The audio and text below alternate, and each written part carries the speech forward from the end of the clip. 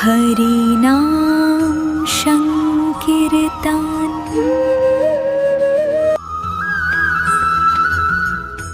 পাঠ করতে উড়িষ্যায় মালকানগিরি পাঠে গেছে। তো মালকানগিরিতে আমি পাঠে গেছি। ওখানে যেই বাড়িতে পাঠ করতে গেছি, আপনারাও হয়তো লাইভে দেখেছেন হবে অনেকে, মালকানগিরি উড়িষ্যাতে পাঠ চলছিল। যেই বাড়িতে পাঠ করতে গেছি সেই বাড়িতে একজন কোনো অনেক বড় গুরুদেব এসেছেন। আমাকে ওনারা বলল, আমি তো যখন প্রসাদ পাই, প্রসাদ পাওয়ার সময় সবার সঙ্গে নিজে মাটিতেই বসে প্রসাদ পাই। আমার এটা সবসময় যেটা শ্রী গুরুদেব আমাকে শিক্ষা দিয়েছেন সেই সবই। তা ওনারা বললেন যে আমরা ওনাকে প্রসাদ পেতে যখন দিচ্ছি, উনি বললেন এখানে ঘরে নিয়ে আসো।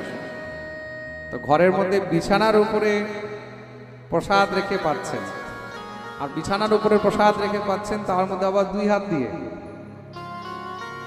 তা আমাকে ওই বাড়ির যে বড় ছেলে, ওনার নাম হলো উমেশ, এখন হয়তো লাইভে তারাও শুনছে হবে। তা আমাকে সেই উমেশ বলছে যে বাবা, আমি তাড়াতাড়ি করে দরজাটা লাগিয়ে দিয়েছি, কেন বাড়ির লোক যদি এখন দেখে, বা আমার বাবাই দেখে, বা যদি অন্য কোনো বৈষ্ণবরা দেখলে তো খারাপ পাবে। আমাদের এখানে তো এরকম আচার আচরণ নেই, আমি তো খুব লজ্জায় পড়ে গেছি। এ আবার কেমন গুরুদেব, এ আবার কেমন মহারাজ বিছানার উপরে বসে খাচ্ছে, তারপরে আবার 2 হাত দিয়ে খাচ্ছে। তারপরে বলছে আমি আর থাকতে পারিনি। ওনার খাবারের পরে আমি ওনাকে বললাম যে মহারাজ, বিছানার উপরে তো খাবার খেতে নেই, আপনি বিছানার উপরে খাচ্ছেন। তখন উনি আবার ওকে নাকি বুঝিয়েছে সব কিছুই ভগবানের স্বরূপ, সব ভগবানের প্রসাদ। ভগবানের প্রসাদ যেই কোনো জায়গায় খাওয়া যায়। কিরকম ভাবে মহারাজ বুঝিয়ে, বুদ্ধি বিকৃত করে, মানে নিজের ভুলটাকে ঠিক করার জন্য মানুষকে ভুলভাল বুঝিয়ে যেরকম চাও সেরকম করে পার হয়ে যাও। প্রেম সে বলো। তার জন্য মনে রাখবে, এটা অনেক বড় বিষয়বস্তু। কিন্তু এই আচার বিচার কিন্তু সবার মধ্যে ঠিক থাকে।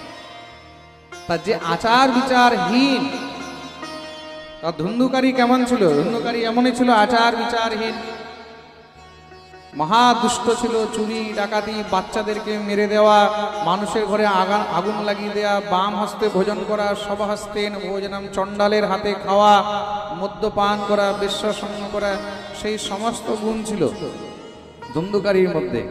সেই সমস্ত গুণ দেবরাজের মধ্যেও আছে। কিন্তু ধুন্ধুকারী এত বড় পাপী ছিল না যত বড় দেবরাজ। ধুন্ধুকারী নিজের মা বাপকে তো মারেনি। ধুন্ধুকারী নিজের মা বাপকে মেরেছিল? মা বাপকে তো মারেনি, মা বাপের তো হত্যা করেনি, নিজের স্ত্রীকে তো হত্যা করেনি, যদ্যপি ধুন্ধুকারীর বিবাহ হয়নি।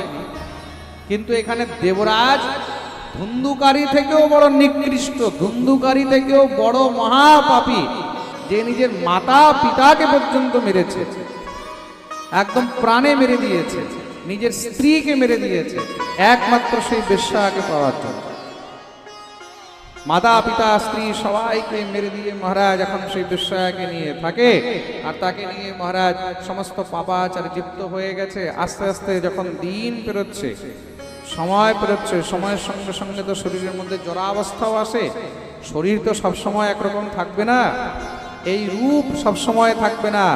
মনে রাখবে, সৌন্দর্য সবসময় থাকবে না, শরীরের বল সবসময় থাকবে না। এক সময় এগুলো সব কিন্তু শেষ হয়ে যাবে। এই শরীর যখন মহারাজ আর এখন কাজ করছে না, সেই বেশ্যা কি আর সঙ্গে থাকবে? এই সংসারের মধ্যে মনে রাখবে, দুশ্চরিত্রবান ব্যক্তি কখনো কাওর হয় না। বেশ্যা স্ত্রী হোক চাই বেশ্যা পুরুষ হোক, তারা কিন্তু কখনো কাওর আপন হয় না। সেই স্ত্রী যখন দেখেছে এখন আর এই কোনো কাজের না, সঙ্গে সঙ্গে তাকে ছেড়ে অন্যত্র চলে গেছে। সে তখন খুব দুঃখে কষ্টে ঘুরতে ঘুরতে ঘুরতে ঘুরতে মহারাজ এখন তো আর তার কেউ নেই। ঘুরতে ঘুরতে প্রয়াগরাজে গিয়ে উপস্থিত হয়েছে। কোথায় গেছে? প্রয়াগরাজ, প্রতিষ্ঠানপুর। প্রয়াগরাজের কাছে প্রতিষ্ঠানপুর নামক জায়গা, সঙ্গমের পাশে, যেটাকে বর্তমানে ঝুঁসি বলা হয়, সেই প্রয়াগরাজের মধ্যে সেখানে গিয়ে উপস্থিত হয়েছে। খুব ক্ষুধা পিপাসা লাগছে।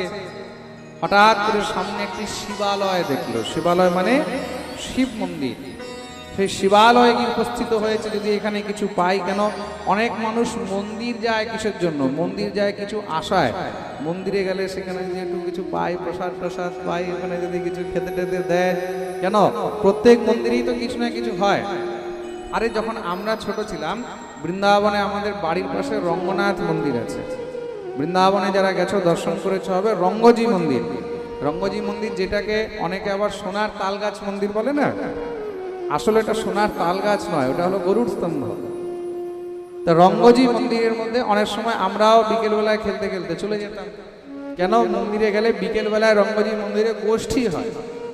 তো বিকেলবেলায় রঙ্গজি মন্দিরে গোষ্ঠী হয়, যখন ভগবানকে ভোগ লাগানো হয়, ভোগ লাগাবার সময় ভগবানকে সেখানে কি ভোগ লাগানো হয়? গোষ্ঠীর মধ্যে খুব সুন্দর মহারাজ অন্ন ঘি দিয়ে, একদম ঘি চপচপ করে। এখন আজকাল হয় কিনা আমি জানি না, আমি আজ থেকে 20 বছর আগের কথা বলছি, 20-22 বছর আগের কথা। তা আমরা মন্দিরে চলে যেতাম বিকেলবেলায়। কেন? ওইখানে গেলেই, গোষ্ঠীর পরেই গেলে ওইখানে একদম চপচপ ঘি মাখা অন্ন, তার সঙ্গে মহারাজ একদম ডাল ফাল সব কিছু দিয়ে সুন্দর করে প্রসাদ দেবে, আর ফার্স্ট ক্লাস খুব আনন্দ হবে, মজা হবে খেতে। এটা বাল্য বুদ্ধিতে যেতাম। কিসে যেতাম? বাল্য বুদ্ধিতে। তাই এরকম আমাদের মতন কত লোক যেত। যখন আমরা গোষ্ঠীতে যেতাম ওখানে দেখতাম ভিড় লেগে থাকতো গোষ্ঠীর প্রসাদ নেওয়ার জন্য ঠাকুরের। তা মনের উদ্দেশ্য কি ওখানে যাব ঠাকুরের কিছু প্রসাদ পাবো, এটা তো উদ্দেশ্য। সময় সময় হিসাবে অনেক কিছু পরিবর্তন হয়, এটা বাল্যকালের কথা। তা অনেকে আবার বয়স্করাও যায়, অনেকে গরিবরাও যায়। সবাই তো প্রসাদের জন্য যায় না, কেউ এটা ভেবে যায় যে ওখানে যাব কিছু খেতে পাবো। আমরা বলি যে প্রসাদ পাবো, আর সাধারণ মানুষ কি বলে? কিছু খেতে পাবো। প্রেম সে বলো, জোর সে বলো, আরো জোরে, শুনতে পাচ্ছি না, পুরো হোজায় যেন আওয়াজ যায়। জয় জয় শ্রীরাম। তা সে শিবালয়ে গিয়ে উপস্থিত হয়েছে, সেখানে গিয়ে দেখছি অনেক সাধু বৈষ্ণবরা রয়েছে, তারা সেখানে নাম সংকীর্তন ইত্যাদি করছে। সেখানে গিয়ে সে যখন বসেছে, খুব ক্লান্ত ছিল, তার জ্বর উঠে গেছে, প্রচন্ড জ্বর। সেই জ্বরের মধ্যে সে শিবালয়ের মধ্যে এক কোনায় পড়ে আছে। নাম কীর্তন হলো, মহাদেবের গুণগান হলো, তারপরে সেখানে এবার মহাদেবের কথা বর্ণন আরম্ভ হয়েছে, শিব কথা শুরু হয়েছে। দিব্য মহারাজ শিব কথা আরম্ভ হয়েছে, খুব সুন্দর করে মহারাজ শিব কথা চলছে, শিব কথা শুনছে। শিব কথা শুনতে শুনতে মনের মধ্যে খুব মহারাজ ভালো লাগলো। শিব কথা শুনে শিবের প্রতি শ্রদ্ধা হলো, বুঝতে পারলো জীবনে আমি কত পাপ করেছি, কত অপরাধ করেছি। এই শিব কথা শুনতে শুনতে শুনতে শুনতে মহারাজ আস্তে আস্তে শিব কথার প্রতি রুচি আরম্ভ হয়ে গেল। কিন্তু সেদিন শিব কথা যে শুনেছে, ওই শিব কথা শোনার পরে তার মনে একটা লালসা জাগ্রত হলো, যদি আবার কোথাও শিব কথা শুনতে পেতাম। মন্দিরের মধ্যে কিঞ্চিত প্রসাদ পেয়েছে, সেই মহাদেবের প্রসাদ গ্রহণ করল। মহাদেবের প্রসাদ গ্রহণ করে তারপরে এবার সেই শিবালয় থেকে মহারাজ বেরিয়েছে, এদিকে ওইদিকে ঘুরে, কিন্তু আর শিব কথা কোথাও শুনতে পায় না। কিন্তু অন্তরে লালসা রয়েছে, আর অত্যন্ত অসুস্থ হয়ে গেছে শরীর, একদম জীর্ণ শীর্ণ হয়ে গেছে। এইভাবে ঘুরতে ঘুরতে ঠিক মতন খাওয়া দাওয়া নয়, শরীর দুর্বল, রোগ ব্যাধি এতটা হয়ে গেছে। 1 মাস পরে তার মৃত্যু হয়ে গেল। যখন তার মৃত্যু হয়েছে, মহাপাপিত, তার জন্য যমদূতগণ তাকে নিয়ে গেছে।